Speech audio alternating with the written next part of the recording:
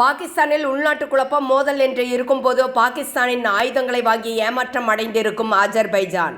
பாகிஸ்தான் தலைமை மீது மூத்த அரசியல்வாதி கடுமையான விமர்சனம். பாகிஸ்தான் நீடித்து நிலைக்குமா என்று கேள்வி. அசிமுனீர் மீதான நம்பிக்கையை இழந்து வரும் ட்ரம்ப் ஏன் என்று பார்க்கலாம் இந்த வீடியோவில். பாகிஸ்தான் தன்னை உலகிலேயே பெரிய ஆயுத உற்பத்தி நாடாக நினைத்து கொண்டிருக்கிறது. அதாவது இவர்களால் அணு ஆயுதம் கூட தயாரிக்க முடியவில்லை. அணுகுண்டு தயாரிப்பு முறையை திருடி வந்தவர்கள்தான் இவர்கள். இவர்களுக்கு என்று எந்தவித சொந்த தயாரிப்பும் இல்லை. ஒன்று சீனாவிடம் ஆயுதங்களை வாங்கியிருப்பார்கள், இல்லை என்றால் அமெரிக்காவிடம் வாங்கியிருப்பார்கள். 1970களில் இருந்தே பாகிஸ்தானின் அணு திட்டம் அடிப்படையிலேயே திருட்டு, ஏமாற்று மற்றும் திட்டமிட்ட அணு பரவல் ஆகியவற்றால் வடிவமைக்கப்பட்டது. இதில் தனிப்பட்ட விஞ்ஞானி ஒருவர் மட்டும் ஈடுபட்டு இருந்தாரா என்றால் இல்லை.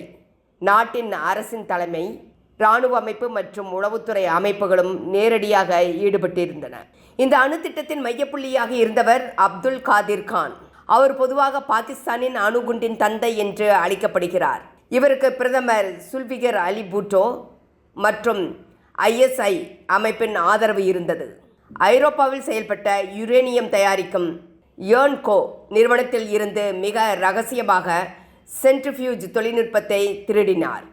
ஆனால் அவர் பின்னர் நாடகமாடினார். எப்படி என்றால் 2004 பிப்ரவரி 4 பாகிஸ்தான் தொலைக்காட்சியில் அப்துல் காதிர் கான் பேசினார்.